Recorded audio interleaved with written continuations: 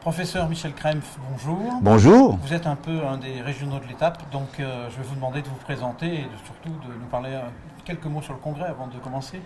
Eh bien, effectivement, je suis Nantes, je suis service d'endocrinologie, diabétologie, nutrition de l'hôpital depuis maintenant pas mal d'années.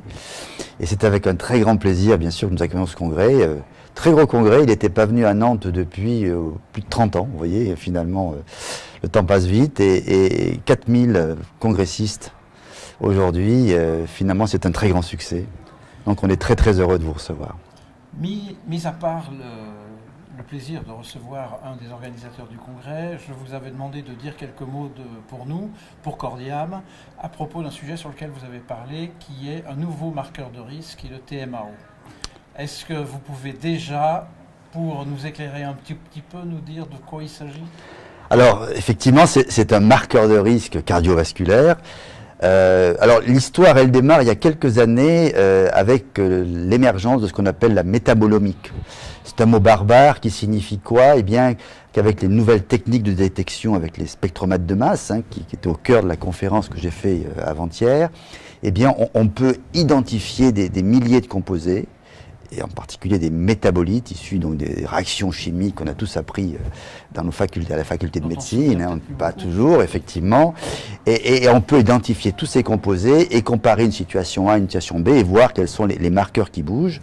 Et M. Hazen, il y a quelques années, avait ces techniques-là dans des cohorts de patients qui avaient fait des accidents coronariens comparés à ceux qui ne les avaient pas fait, détecter ce fameux TMAO. Donc le TMAO, triméthylaminoxydase, est en fait un composé qui vient de l'intestin et des bactéries.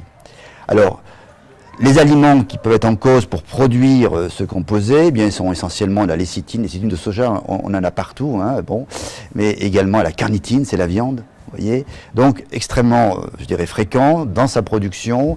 Les bactéries transforment ces composés en un composé intermédiaire qu'on appelle le TMA et qui va aller au niveau du foie être transformé en TMAO. Et ce que nous avait déjà montré donc Hansen il y a quelques années sur des modèles précliniques murins notamment, eh bien c'est que ce composé déclenchait, aggravait l'athérosclérose. Et quand on diminuer sa concentration, eh bien on avait l'effet inverse. Confirmé donc les données qu'on avait eues par la clinique au départ, et récemment confirmé par un gros papier qui vient d'être publié dans l'European Heart Journal sur des patients avec syndrome coronaire aigu, eh bien on retrouve effectivement des concentrations élevées. C'est un marqueur de risque indiscutable. Un marqueur ou finalement un facteur ? Aujourd'hui marqueur, puisqu'aujourd'hui on ne l'a pas encore manipulé pour montrer qu'en le réduisant, on pouvait diminuer les événements cardiovasculaires. Donc c'est vraiment un marqueur. Donc dans la population des syndromes coronaires aigus, et également pour les patients diabétiques, à partir de la cohorte sur Diagène, et c'est ce qui va être présenté demain par notre équipe, et en collaboration avec donc Samia Judge de Poitiers, eh bien on a pu montrer qu'effectivement, dans la population diabétique, on retrouvait également ce paramètre comme un fort marqueur de risque cardiovasculaire. Les patients présentent beaucoup plus d'événements coronaires et de mortalité cardiovasculaire. Il s'agit d'un thème nouveau. Est-ce que, puisqu'on est dans les thèmes nouveaux, il fait le lien avec le microbiote ? Complètement. C'est-à-dire qu'en fait, comment manipuler ensuite, effectivement, l'individu avec des traitements, et on voit très bien arriver là la possibilité d'avoir un impact nutritionnel fort.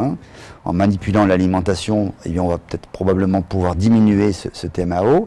Et deuxièmement, le prédateur, les bactéries finalement, au niveau intestinal, on pourra probablement aussi intervenir en utilisant ce qu'on appelle donc les prébiotiques, c'est-à-dire les probiotiques, c'est-à-dire donner des bactéries spéciales qui justement feront pas ce travail-là ou qu'au contraire bloqueront l'activité des autres bactéries qui produisent ce TMA. Vous voyez, on a tout un champ d'investigation là qui sera particulièrement intéressant pour les prochaines années et une approche différente de celle qu'on connaît aujourd'hui pour traiter les patients.